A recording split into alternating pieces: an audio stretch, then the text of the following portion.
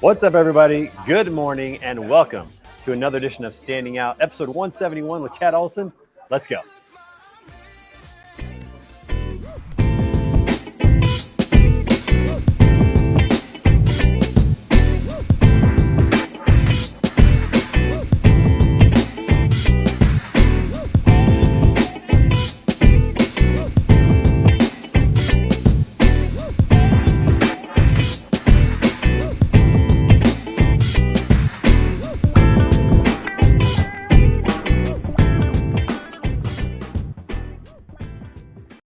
Hey, everybody. Good morning. Trey Griggs here, Beta Consulting Group, and we are here for a special edition of Standing Out, episode 171 with my good friend Chadd Oleson. We're going to bring him on in just a minute. As you can see behind me, we are at a conference center here in Phoenix, Arizona, the JW Marriott Desert Ridge Resort for the TIA Technovations 2022 conference. It's been an incredible show so far. Going to have a great time today, seeing a lot of people in the industry and having a good time. So thanks for joining us today. I want to give a shout out to our sponsor, the TAPS, the good guys in freight factoring. They're helping keep those owner operators and small carriers on the road with cash flow resources, discounts on fuel, tire, and so many other things. If you are behind the wheel of a truck, first of all, thank you. Appreciate what you are doing. But go check them out at taps.com. Let them know that Trey sent you. And they'll help you get set up right away with them, with their services. Or even easier, just click on the link that's going to be in the comments today, and that'll take you right to my landing page so they know that I sent you so I can get credit for it. Got to get credit for this, people, so make sure you hook us up with that. Also, while you're surfing the internet, check us out at betaconsultinggroup.com. We are helping companies move out of the realm of obscurity to become a known and trusted brand in order to help you grow. So fill out a form. We would love to work with you, and we're super excited to hear about your story and to help you tell that. All right, listen, we've had a phenomenal week of shows all week, so go back and catch them on demand. You can watch them on LinkedIn Live or on our YouTube channel. Please subscribe if you do. And you can also catch them on audio podcasts anywhere that you get your podcasts. Listen to it on your car ride home or when you're out doing some yard work this weekend. Catch the episodes and tell us what you think. And make sure you come back tomorrow. We've got a great episode with my good friend Lauren Metzen of 123 Loadboard. He's going to be right here. We're coming to you live again from the show. So super excited about that. So make sure you come back tomorrow for that episode. All right, we got a lot of things to talk about today. So I'm going to bring to the show my good friend who's from AVRL, doing some phenomenal things in the industry. Please welcome Chadd Oleson. Chadd, what's up, brother? Hey, man. Good to have you on the show, man. How you doing? I'm doing well, thank you. Awesome, man. It's good to do a live podcast, actually, to be face to face, because normally this is virtual, and today we get to hang out. And we just met yesterday. We just met in person. Yes, that's right. We've known each other a little bit, but we actually got to meet in person. Which this whole virtual world is funny because you don't know like how tall people are. I'm usually considered pretty short, but we're kind of the same height. I kind of like that. Normally, I'm looking up at people when I meet them in person. Everyone does tell me that I look taller online. So right. Yeah. You don't know if you have legs and all that kind of stuff. So it's just neat to kind of check that out. Tell everybody a little bit about yourself and what you're doing over at AVRL. Yeah. So my name's Chadd Oleson. I'm the CEO of AVRL. We're an automation company connecting disparate systems. We have some funding from a company called SAP, which is the largest ERP company. You may have heard of them. And we've been connecting disparate systems for the last couple of years. One of the reasons why we found transportation to be so enticing is that if you're a 3PL, if you're a carrier, you need to interact in web portals. And that could be to upload, parcel delivery receipts, spot bidding, appointment scheduling, etc. Or essentially removing the execution layer outside of the TMS and then automating the workflow. Yeah. It's kind of interesting, Yeah, no, it's amazing. I want to talk more about that definitely as we get into the show.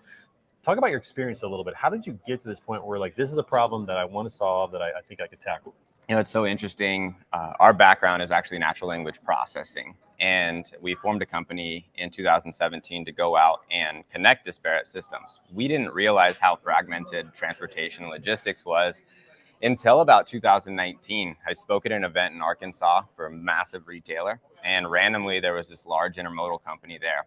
They came in, had us come into their office. We showed them some use cases, and one just hit and stuck. And then all of a sudden we saw this giant spotlight on the industry, and we decided to just double down. Yeah. So were you outside of transportation at that point?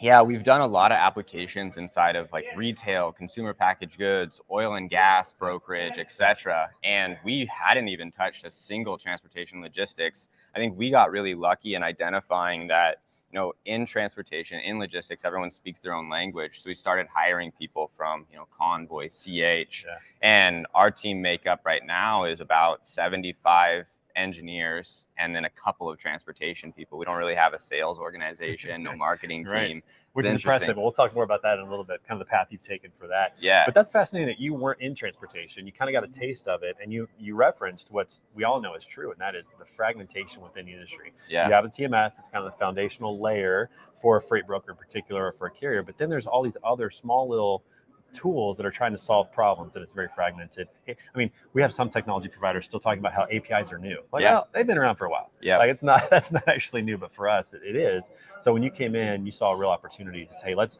take it to the next level. And what you guys are doing is really kind of, in some ways, kind of superseding. Yeah. A lot of that connectivity and that. So talk about that a little bit. Yeah, well, we looked at the industry, like, yes, APIs have been talked about for decades, but there's some Not really in here. Not in here. In transportation, when they were a hot topic when we started to look at the industry. But one of the problems is that there's been really slow adoption rates, and there's a lot of factors that are catering to that. But when you start to look at the industry as a whole, we need to solve the problems, today's problem today, and that's what we were trying to do, and that's what we've been doing. Is like, if your operating costs are focused on these use cases that are repetitive tasks, there's no reason why we're paying for people to do those. Those people should be focused on carrier sales or working and engaging with their customers or the shippers. Yeah, exactly. And that is kind of our thesis. Our thesis is not to remove the human from the workforce at all. It's literally to let the human do the work that needs human touch. And there's a lot of it, especially in this industry, because of how relationship driven it is. Right. And we do that personally already with technology. I mean, with the different things on your smartphone, reminders, and how we're using messaging and automatic responses on text messages when you're driving. We use those things to be efficient already today. But in transportation, we've always kind of relied on human capital to do that. And now it's removing that. It's allowing more time for the exceptions, allowing more time for the relationships, and building stickier customers, which I think is fat. It's just awesome. Yeah, I absolutely love that. It's exciting. So talk about. I've had a chance to talk to some of your customers. You talked about you don't have a sales force. Yeah, which is tremendous that you guys have made some really good progress. Without a sales force. Talk about your strategy and how you have gotten AVRL out there, especially to maybe really targeted customers, and how it's benefited you guys. Yeah, it's been this really interesting waterfall approach. And I think that everyone is familiar with the fact that transportation is very, I don't want to use this word, but I'm going to use it anyway, incestual in nature, right? Like, there are a lot of people, who have kind of like left, Coyote and went to, like, let's say a Flock Freight, or went to an Arrive. Something new maybe. And a lot of people have taken us with them when they migrate to their new companies. And because of how small the industry is, like last night I went to dinner with one of our customers, and he brought 3 of his customers and introduced us. And so we've been growing basically off of word of the mouth. And there's not a lot of data about what we've been doing, but there is a fireside chat that we did with ArcBest where we increased net new shipments by 300%. And that's a massive number. And so when you look at the especially for an organization of that size. Exactly. I mean, if it was a small organization, that's not a big deal. But for a big organization to go 300%, that's significant. Yeah, and I think that there's so much opportunity for automation. It's kind of like this evergreen approach, right? And so for us, what we've done a really good job of doing is identifying the weak parts, or where we can maximize ROI from the beginning, and then expand through some of the cost reduction initiatives. And I think that with our approach, everyone's been really focused on, maximizing yield for all their shippers while we reduce cost to carry. And it's going to create a really interesting environment in the future. Yeah. And something that's really important, we talk about sales and marketing a lot on this show. You have done a really good job of creating kind of a cult, a fan base. Like when you talk to your customers, they sing the praises of AVRL, and it's like, there's no way we could live without this. How have you been able to do that? Because I mean, that's the secret sauce. So we decided to become a vertically integrated technology provider. So yes, core technology, we have our own custom browser, we have our own custom rapid application development platform, but we also handle the deployment. We offer white glove service while we do that. And what we've really started to realize is that even though there is a lot of differences between 3PLs and asset-based carriers, they all perform some of the same functions. They all think about strategy. So our goal was to become the expert in these use cases. And a lot of times when we go in to look at an automation at about appointment scheduling or automating track and trace, we're actually leading and pulling them into the future of where we think it's going. And I think that because of us being successful in that, that is what's created this cult-like fan base. And certainly finding customers that are forward thinking. Yes. Who want to take that journey. Yeah. Because some companies are not ready for that. Yeah. You know, they're going to be like related to the old adoption curve, right? You get Yep. the early adopters, and then eventually the whole market kind of comes on board at that point. Yeah. How have you really been able to find those early adopters? Like, what's been your strategy for that? So most startups, when they enter the market, they go and start working with like, you know, small, medium-sized businesses. We went after the top 10 almost immediately. Right. Yeah. And I think everyone would probably be shocked if they realized that we're working with over half of the top 100 3PLs. And we are also working with a lot of asset-based carriers and creating new use cases that haven't existed. And that was part of the strategy of why we don't advertise, is if we know these use cases very well, it's very hard for people to compete against us, one, but two, it's really hard for them to continue to innovate out in front of us. Yeah. And for us, when we look at our strategy or our go-to-market, it has been focused on who are the companies that are the consolidators, who are the ones that are going in and buying asset-based carriers or buying brokers. We need to be approaching those people so that as they go to reduce costs to carry for their other organizations, they can trickle us through. Yeah. Now, it's one thing to say you're going to go after the top 10 or the top 50. It's another thing to actually get in. Yeah. What was the secret for that? So I don't, like, I'm gonna be humbled a little bit. I actually don't know what the secret was, other than so I was just talking with Shannon at Freightvana, and we were talking about, you know, what our approach is like much differently. If you're a broker, you work with a lot of shippers, so it's easier for you to sell into shippers. At this point, we know more than most freight brokerages because we're literally looking across a landscape of, you know, 50 to 100 that we're working with on a daily basis. And so at first, we got really lucky where we didn't realize the value that we were creating, and someone told us. And that like kind a of customer or somebody was looking, I was like, hey, this is worth way more. Yeah. And so what had happened was they started introducing us to their friends. And it's interesting. I think that if we tried to do it again, it wouldn't happen the same exact way. But I think that the impact of, you know, increasing spot volume by 10x, increasing data collection by 130%, like some of the numbers that we're talking about are so massive that if we went and advertised, I don't know if people would believe it's us. Almost too good to be true. Like, what's the catch here? What's going on? But if you hear about it from one of your friends or a competitor, it creates this almost FOMO mentality of like, why have I not heard about this company? Why are we not working with them? And I think that has what's accelerated the adoption, because we really didn't start selling into the market until I think we brought Anders on in, you know, February of 21. So, you know, less than the last 2 years. There's two things you said that I want to focus in on. One is you said you created immense value. So you created value that was actually beyond what you charged. That's I mean, maybe you could say you got lucky, but that actually was a catapult. But then the biggest thing is you had from the very beginning, you had customers who were selling for you. And that's huge. I can't get this point across enough. Like, your customers, your prospects will always sell your product better than you will.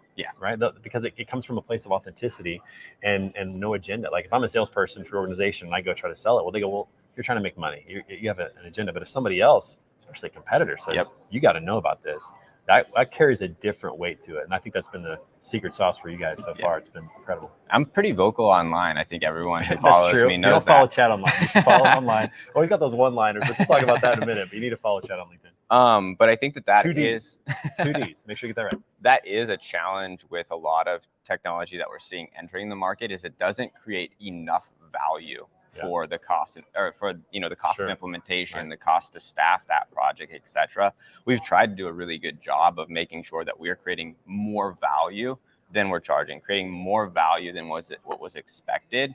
And I can only give my team props for that. So where did that mentality come from? Did you have that at other places that you were at? Did somebody help you understand that? Where'd that come from? So when you look at the core technology industry, you go and look at, you know, like ServiceNow, the SAP. I've spent a lot of time with their CEOs. And when we looked at trying to compete against a Google and Amazon, that's my team's like mentality. Like, if you were to ask us what our culture is like, is we know that we have to be better than a Google. We know that we have to be better than an Amazon. We have to be better than a Microsoft if we're going to compete on that stage.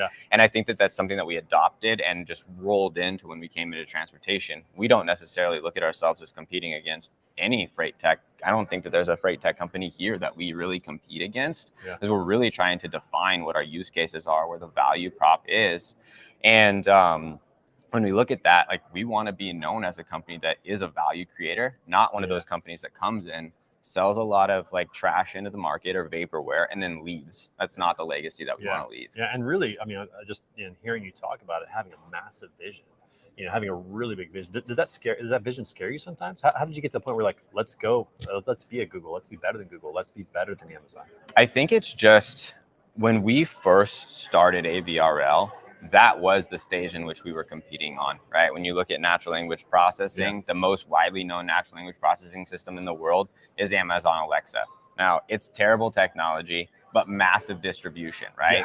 And that's something that happens. I got 12 of them in my house. I got 12 dots all over the place. But when you look at competing on that level, you have to figure out what your competitive edge is. And if it's service and delivery, then that's what it is. And we can compete on technology against like the IBM, but you're also competing against the fact that, no one's ever been fired for hiring IBM. And so we're competing a lot of times against the mentality.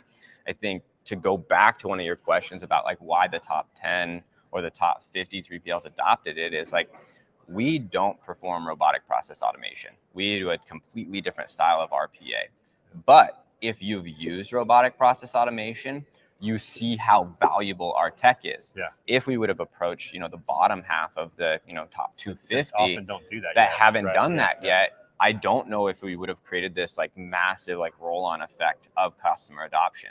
Was that intentional as well, or does that more kind of fell into it? That was maybe when we always wanted to go after the top 10, but I think as we started to talk to them and they realized the gaps in like the products that they had seen with like, UiPath, Automation Anywhere, Blue Prism, and they started to see how we're solving some of those problems, it was a pretty natural fit for us to just be accepted. Yeah, that makes a lot of sense. Now we're here at Technovations, and this is a great conference. There's some new technology that's coming in that's pretty cool. What are some that maybe you're excited about? Some that that they're different than what you do, but there's some good players that are coming in, creating some cool stuff. I mean, fraud obviously is a massive problem in the industry. I've talked to literally 2 3PLs in the last maybe 12 hours that just had a serious case of fraud. Where it was more than the insurance that they had booked against that load, right? And I think, when you look at what Jordan Graff's doing at Highway, super excited. I went to dinner with him last night. And I spoke at an event in Aruba with Edge. And Jordan was there and I learned about it there. And I think that what he's doing is really interesting. Single sign-on is like an absolute must for the industry. When you think of like other technologies that we're excited about, like I am trying to bolt my technology onto as many layers as possible. You look at what Ryan Rogers is doing with text locate. Like if you automate text locate, you can start to set up rules that are pre-pick, post-pick, in transit, post-delivery, and then all of a sudden you can start to solve massive gaps in visibility. That efficiency goes way up. And so I think like, when we look at our approach in the market is I'm not here to step on anybody's toes, but how could I help, Ryan elevate his business, Jordan elevate his business, and etc. take that fragmentation and really connect it in a way that's really meaningful. I'm like what they're doing at Green Screens is cool, and what Cassandra's doing at Carrier Short. And the cool thing about this conference from past conferences, there's a lot of new entrants. It's been kind of like the same old for a long time. But now we're starting to see, especially some of these young minds like you and Jordan, somebody coming in with some really cool tools that I think in the next 5 years are going to radically change the industry, and for a positive way. The next 5 years will step forward more than the last 20 have. 100%. I mean, I spoke on a panel at Armstrong Associates event like a couple weeks ago in Chicago, and I was on panel with Dawn at Green Screens, and we were talking about how we've been working together to help customers automate their quoting process faster, how to make sure that they're not booking loads at a loss, etc. The whole idea is not to just increase volume. We want to buy profitable freight. We want to create a different strategy change. And I think that there's a lot of shifts that are happening in the market right now. And when you look at the more legacy rating tools that have been out there, they really haven't changed in 10 years. I mean, they're really very similar. Not a lot of innovation, not a lot of iterations that have happened there. So seeing these new entrants come in, the timing is really perfect. It's going to be exciting to see. That's for sure. All right, now you are down in Austin, Texas. Sir. That's a tech hub now. That's changed dramatically in the last 2 or 3 years. That's true. What do you love about the Austin area, especially the tech scene down there? I mean, Austin is, First of all, centrally located is amazing, especially when you look at transportation. Midwest living, baby. Yeah, it's easy to get to Dallas. It's easy to get to Houston. It's easy to get to Chicago or Mexico if you just like to go on vacation. That's right. I think everyone knows that I like to travel. You do, yeah. I think there's a while there where every time I reached out to you, you're on a boat somewhere. I'm like, what does this guy do? I need to live that life. That's awesome. But Austin's tech scene is, I think, still very green. You know, there's not as much money in Austin as there is in Silicon Valley, and nor will there be. Right. But one of the things that Austin does have that, you know, I've lived in Seattle before. Seattle doesn't have this core community that Austin does have it. They're adopting it. And I have seen some large VCs start to relocate into Austin, which is really interesting. And I think obviously there's twofold, right? You get massive tax benefits, but I think also it's new. Like when you look across the Austin skyline, you're seeing, you know, Facebook building a 100-story tower. They're going to have the tallest tower west of the Mississippi in Austin. Really? I didn't know that. That's cool. And I think really going to stand out. Yeah. I mean, the biggest building right now is probably what, 50, 60 stories? Yeah, I think it's like 56 stories. Right, that's significant. Yeah. Wow. And I think that Austin is honestly probably at stage like 3 of what you're going to see. And I think that, you know, there are things about Austin that are really attractive. Like, yeah, cost of living is comparable with like a Seattle or a Chicago. But you could go grab a beer for $2. You could grab a taco for $1. And so when you look at actually people out there don't know that. Yeah, when you look at the livability of it, it makes it very convenient. It's very outdoors. Good weather most of the time. Yeah. College scene, which is always cool, just be kind of near college town, major college. So a lot of good things on there. I know it's a beautiful, beautiful part of the country. Yeah. It's amazing to see all that really happen recently, and it's just changed the landscape of it, which is pretty cool. Yeah. All right, awesome. We got to do something fun real quick. So every show we celebrate the national day, whatever it is. Okay. And so I think we have today's national day. Let's see if we have, what is today's national day? It is National American Beer Day. Okay. Are you a beer drinker? I drink beer. Yeah. Okay. Well, are you like a more of a retail or like a lagers or like a, you know, what do you? I like German beers, European beers a lot. But I also like support the like West Coast craft beer scene. So I lived on the West Coast most of my life, and you know, or like Portland has a great beer scene. Yeah. Seattle's a little bit shaky and underrated, but Austin actually has a great beer scene. There's probably 50, 100 breweries in Austin. Oh, nice. Yeah. Oh, so here, I'm going to give you an analogy. So a barbecue grill to a Midwesterner is like a beer brewery, like a private brewery to a Portland guy. Like they have so many up there. Like everybody's brewing their own beer. I've never seen that before, because in the Midwest, like, well, in St. Louis and Kansas City, people aren't brewing their own beer. They're just like buying Budweiser or whatever, you know, it's like at the store. But in Portland, you go to someone's house for dinner and they have brewed their own beer. Oh, for sure. It's crazy, right? I mean, that whole scene is just absolutely nuts. So I'm not a beer drinker. My dad did all my drinking for me, but it's always kind of fun to see like what people really like. And, you know, do you like something on tap? Do you like a craft? Do you like a lager? Do you like just a retail, you know, product out there? What's the worst beer you've ever had? Oh my gosh. Let's put you on the spot. What's the worst beer that I've ever had? It could be retail, it could be whatever. Oh man, well I went to college, so a little Natty Light or something. Yeah, probably Keystone Ice. That's awesome. I mean, at that point, you drink whatever you can find, right? Yeah. It's kind of how that works. That's hilarious. Yeah. So, not a beer drinker, but glad you are. So, if you're out there, grab a beer today and enjoy National American Beer Day. And then the second thing we got to do is we do a random question every day. And this question's so random, I don't even know what it is. Okay. We let our producer come up with the question. Sometimes it's funny, sometimes it's serious, sometimes it's a good question, sometimes it's just a terrible question. No offense to our producer. But let's go ahead and see what the random question of the day is today.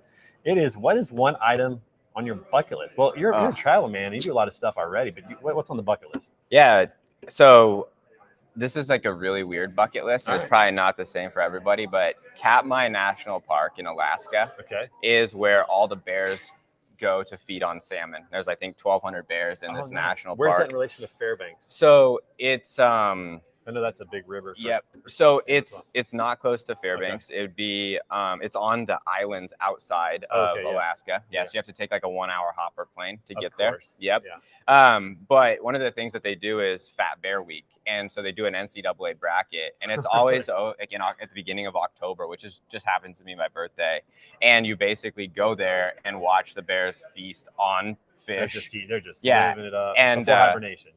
Throwing it in. Yeah, and then they do an NCAA bracket on which is the fattest bear at the end of the week. And I've always wanted to do that. It's a big bucket list. That's interesting. How did you hear about that? I mean, I've traveled all over the world, and I've never been to Alaska. And when I was I lived in Seattle for 5 years, and a lot of people go up to Alaska. And I was always like looking for like the reason to go. And it was Yeah. just like one of those things that I had searched and was like, oh, that's it. That's it. That's a cool one. And also in Alaska, I would like to actually watch an Iditarod race. Oh yeah. Like, to me, that that'd would be sweet. fascinating, especially get to the start line, then head over to the finish line and see that come in. I mean, that whole thing is just, the history of that is phenomenal. Yeah. We've been to Alaska. I took my wife up there a couple years ago. We got to go to Fairbanks and see Denali National Park and all that. Incredible state. But we learned about the Iditarod. It's fascinating. That's the cool. Whole thing, how it all started, and now they just keep going. It's really a tradition up there. So that's a good one. All right. Yeah. Okay, my bucket list. This one's a little out there too, but I really want to go to space. I mean, I know it's way out there, but like, if there's a trip to go to the moon, I'm on it. That's awesome. Go. Like I would not even think twice about that. I mean, I've always been fascinated with that. How long has this been a bucket list item for you? So, great question. So in high school, I took physics as a junior, kind of learned a lot about orbit and rockets and kind of fell in love with that. And then I got to college and I took a lot of physics, and then I ended up becoming a high school physics teacher. Oh, wow. And I started teaching students about that. And so I always had a unit talking about the American space program, because to me, it's just fascinating what they did, especially in like 8 years, to go from nothing to landing a man on the moon and returning safely. It's an incredible accomplishment with the technology they had, which was garbage, at the time. So I remember just being really fascinated by that. But the idea of being on, another interstellar body and being able to see the Earth as you see the moon or as you see the sun, like, to me, that perspective would be so incredible. So I've just always wanted to do that. And the idea of like acceleration, I mean, why do you like roller coasters? It's acceleration, changing direction, changing speeds.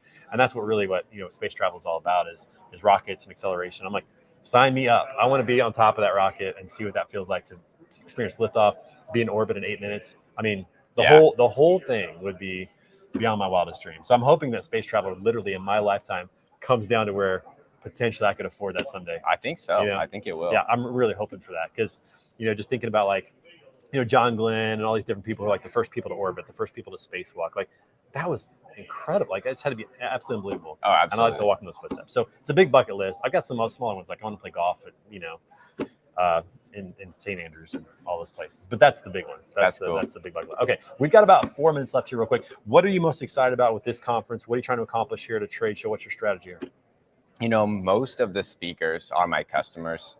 And so I'm here to support them. And, we haven't, we've been hiding under a rock for a really long time. And what we've started to do is come out and support our customers, as they've been so supportive of us. And so for me, this week is really just about being here, showing the love, showing the support, maybe, helping advance conversations a little bit. I think, the days of talking about automation as like removing paper checks really need to stop. It needs to advance past that. And I think that the industry does need some pressure to see what some of these larger 3PLs are doing to reduce cost to carry. And I want to be a part of that conversation going forward. That's awesome. I remember, how we got connected, and just hearing your customers just speak so highly of it. It's cool to see you here and starting to come out of the woodwork just a little bit, come out of the shell of all that. What you're doing is amazing, and more people need to jump on board and find out about it and get started with it. So super excited to have you on the show. Thanks for being here, man. Yeah, thank Good you. to finally meet you in person. Absolutely. So weird. This COVID thing is so weird. Virtual's cool though. Well, how long have we known each other? Maybe like almost 2 years. Year and a half, probably something like that. I know, but it's like it's just like when are you going to see each other, especially with no trade shows? It's like there's really no reason. So at least we're back doing that now, which is great. Everybody who's watching, thanks so much for being on the show today and checking it out. Make sure you come back tomorrow. We're gonna have a great show talking about 123 load board.